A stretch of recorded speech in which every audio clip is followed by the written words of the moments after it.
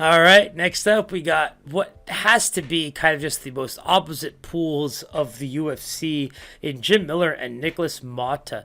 Now Motta is not just a Dana White Contender Series alumni. You know, we saw him on Brazil Tough. Just a lot of good things coming from him. You know, he's a friend and training part of Rafael dos Anjos. You know, it's just there's a lot of good things to praise about this man, the CFFC lightweight champion. I'm really excited to see what he can do at the UFC level. But you talk about a guy like Jim Miller. You watch a guy like Motta fight. You know, Jim Miller's only been finished by two guys via strikes, Donald Cerrone and Dan Hooker. One was a kick, one was a knee. You know, you look at Motta's fights. There was a graphic that came up in the middle of his Dana White Contender Series fight. I think it was 32 strikes to the head, none to the body, one leg kick.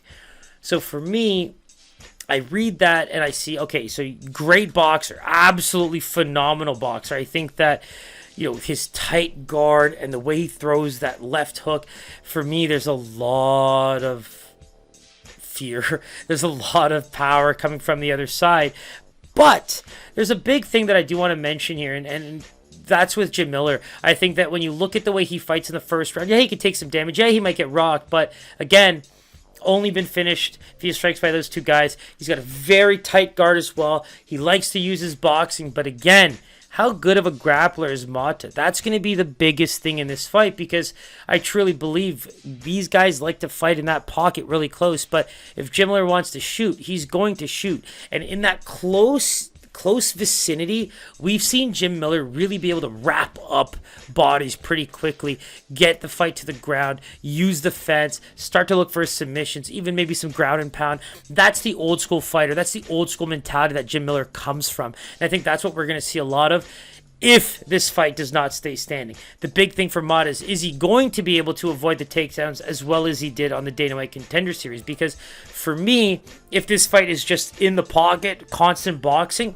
I mean, with the power that he has, he could probably find a finish on Jim Miller. But for me, I think Jim Miller is going to make the boxing very competitive. And when we compare the styles, when we compare what we've seen on tape from Motta, he's going to have to be able to deal with the level changing and the constant prowess of Jim Miller to snatch up an arm, snatch up a neck. He's always looking for that stuff, and especially with a guy that's showing a ratio of 32, 0, and 1 when it comes to head, body, and leg kicks, I think that Jim Miller is going to be able to exploit that a little bit. So for me, I like Jim Miller as a little bit of a favorite. I still think it's a bit of a pick'em. I'm actually not 100% on this line because recency bias actually favors Motta completely. You talked about CFFC lightweight champion, Dos Anjos' friend and training partner. There's a lot of good things going from tough Brazil alumni. So, you know, I'm almost convincing myself right now that Motta deserves to be a favorite. But again, is that more of a pick'em or so? Probably close to that, but I'll stick with my original gut and give Miller the minus 140. I think it's fair for one. And wow. All right. So, I mean, we were right with the opening line. Vegas definitely favored Jim Miller as a minus 160 favorite when the line opened against Motta. But now he's the underdog. Now he's between a plus 150 and a plus 160 as the underdog, with Motta moving from a plus 140 to all the way minus 180. That's got to be one of the biggest line flips on the card right now. And, you know, I think that's a lot. That pretty much tells me this fight's a pick'em.